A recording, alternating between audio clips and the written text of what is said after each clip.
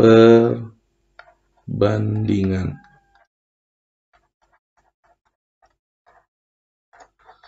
Atau kita kenal juga nanti namanya dengan rasio, ya.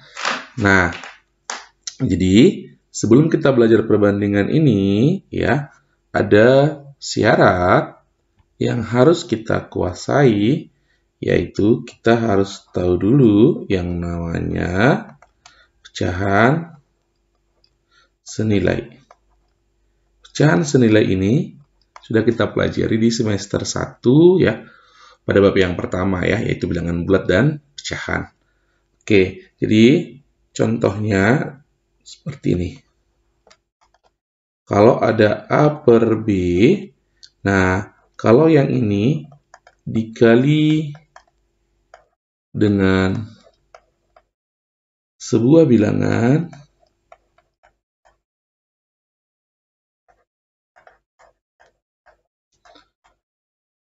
maka yang ini juga harus dikali bilangan yang sama.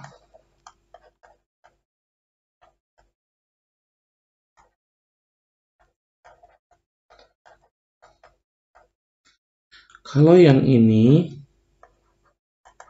dibagi dengan sebuah bilangan, maka yang ini juga harus dibagi bilangan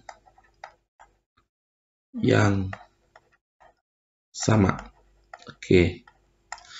Contoh 3/5 itu sama saja dengan, kalau saya buat misalkan di sini 9, ya, maka kita ingat ini kemarin itu dikali 3, ya. Maka yang bawahnya ini juga, ya, harus kita kali 3.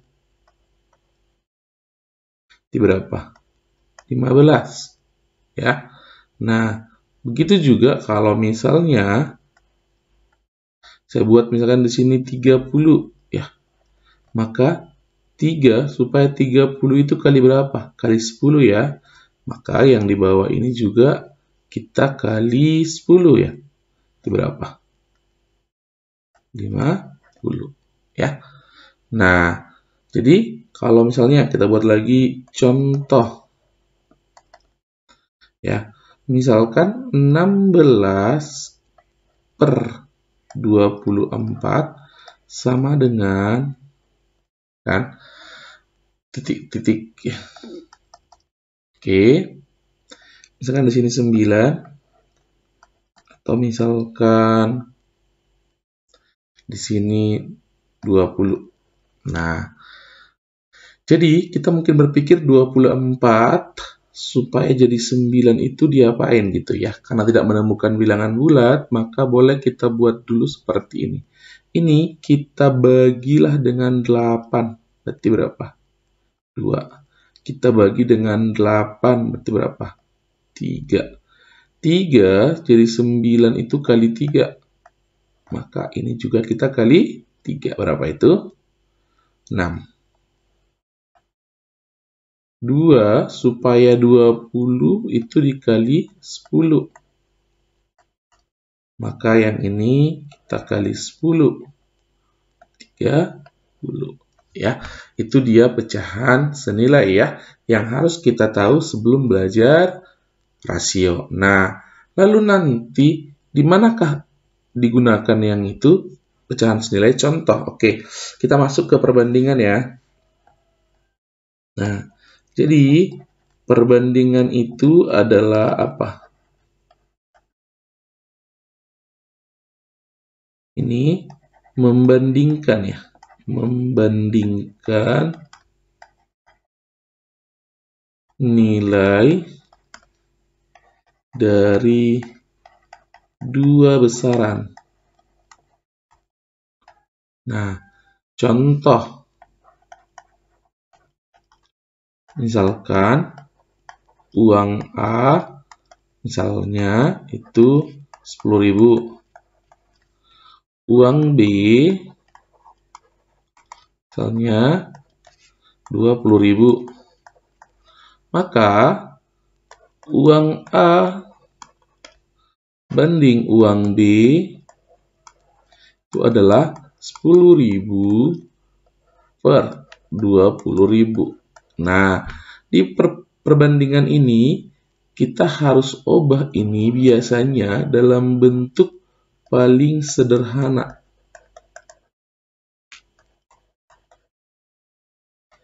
Berarti sama-sama kita bagi 10.000. Itu berapa? 1/2 ya. Berarti uang A banding uang B itu sama dengan 1/2.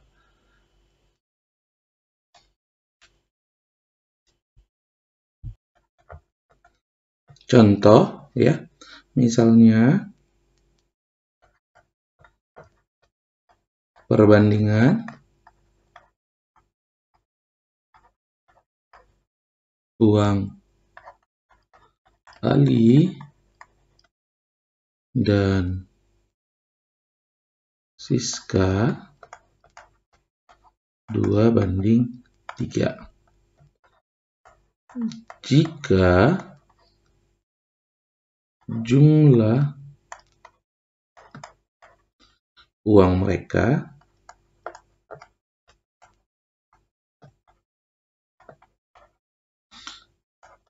misalkan 500.000, lalu ditanya selisih uang mereka adalah titik-titik, maka kita buat Ali banding Siska, Ali banding Siska itu 2/3. Artinya kalau uang si Ali 2, maka uang si Siska 3. Kalau uang si Ali 4, maka uang si Siska 6. Berarti kalau uang si Ali 2X, uang si Siska 3X. Itulah yang tadi pecahan senilai, boleh dikali dengan bilangan yang sama. Berarti uang si Ali di sini kan 2X, uang si Siska 3X. Berarti kalau dia dijumlah itu berarti 5X. Padahal tadi katanya uangnya 500.000. Berarti X-nya itu 100.000. Nah, dari sini dapatlah uang si Ali itu kan 2X, 200.000. Uang si Siska tadi 3X, berarti 300.000. Berarti dari sini selisihnya itu 100.000. Tapi kalau mau cepat sebenarnya selisihnya itu kan 3X dengan 2X kan X. Sementara tadi X kan udah langsung dapat di sini. Ya, itu dia contoh. Yang berikutnya kita bikin contoh yang lain ya. Contoh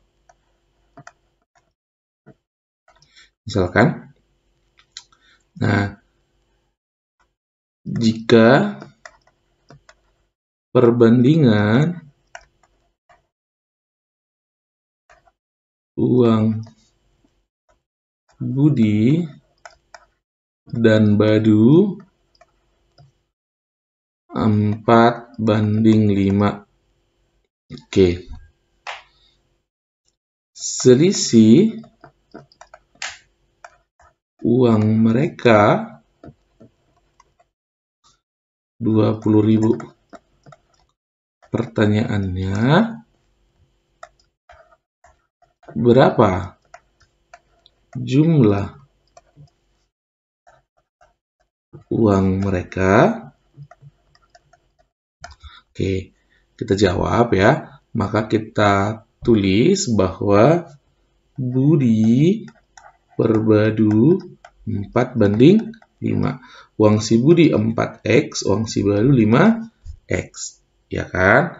Nah, selisih itu berarti selisihnya 4X dengan 5X itu berarti selisihnya itu X.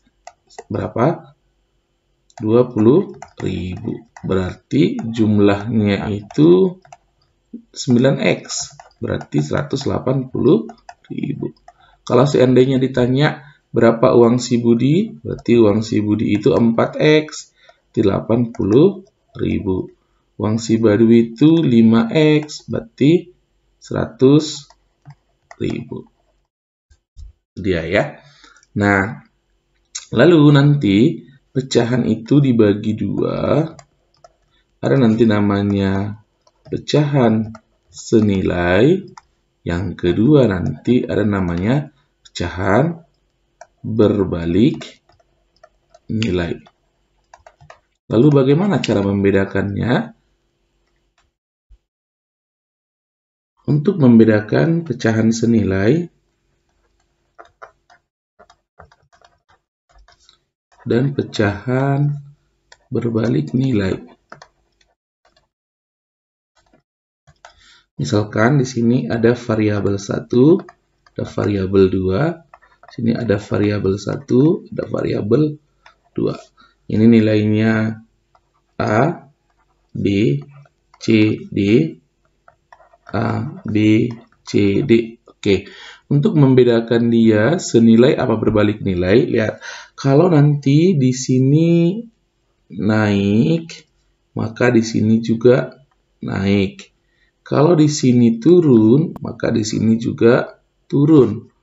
Kalau di sini naik, di sini malah turun.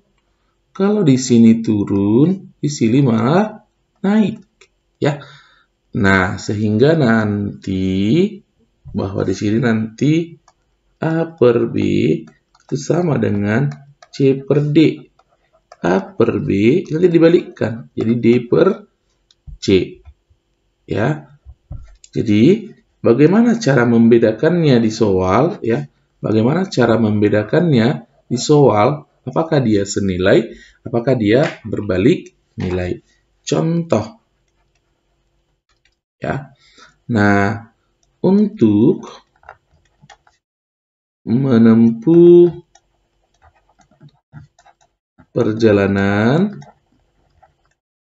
10 km diperlukan 10 liter bensin. Maka untuk menempuh perjalanan 50 km berapa bensin yang diperlukan? Berarti ada bensin, ada jarak. Nah, kalau di sini 10 liter, berarti 10 km. Kalau jaraknya tambah 50 km, bensin yang diperlukan bertambah atau malah berkurang? Nanti yang diperlukan itu bertambah. Maka ini pastilah senilai ya. Ini pasti senilai. Berarti kalau senilai 10 per X sama dengan 10 per 50. Berarti ini berapa? 50 liter. Oke, kita bikin lagi contoh berikutnya. Contoh. Ahmad menempuh perjalanan 100 km dalam 2 jam.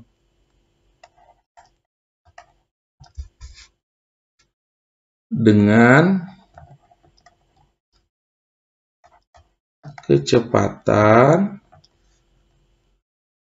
50 km per jam. Jika ia ingin sampai dalam waktu 1 jam, berapa kecepatan yang harus dibuat Ahmad? Berarti kita buat ada kecepatan, ada waktu. Kalau dia tadi 2 jam, itu 50 km per jam. Kalau ingin 1 jam, berarti X. Berarti kalau dia pengen waktunya berkurang, maka dia kecepatannya harus bertambah. Berarti 50 per X itu sama dengan ini dibalikkan. Nah, jawabannya haruslah ini 1 supaya 50 kan kali 50. Ini juga harus kali 50. 100 km per jam. Ya, itu dia pecahan senilai dan berbalik nilai.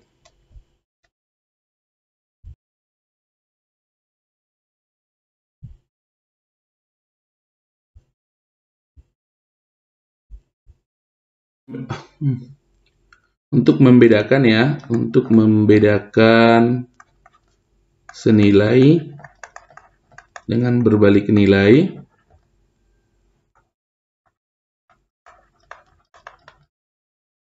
maka soalnya harus kita analisis ya. Contoh misalnya begini, misalnya kalau di rumah ada 10 orang, misalkan beras kita habisnya 3 hari. Rupanya datang tamu kita 5 orang, berarti sekarang jadi 15 orang.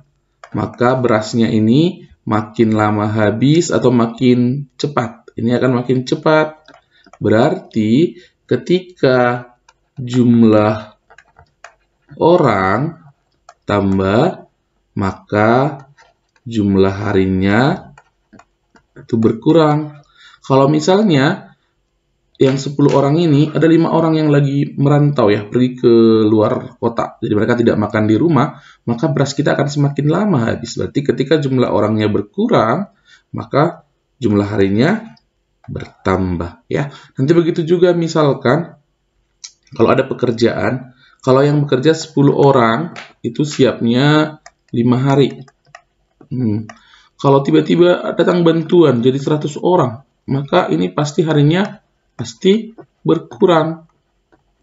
Berarti yang ini nanti namanya berbalik nilai. Yang ini juga tadi berbalik nilai. Nah, kalau misalnya kita di rumah 10 orang ya kan, kita masak nasinya itu 2 liter lah 1 hari. Kalau datang nanti tamu kita 5 orang lagi, jadi 15 orang, maka beras yang harus kita masak juga tambah. Mungkin lagi 2 liter, nanti nggak cukup ya. Berarti ini nanti namanya senilai. Makin banyak orang, maka yang kita masak itu harus makin banyak. Atau makin sedikit orang, maka yang kita masak itu makin sedikit. Ya. Jadi, dianalisis seperti itu. Atau misalnya lagi, kalau misalnya kita bekerja 1 hari, gaji kita misalnya 50.000.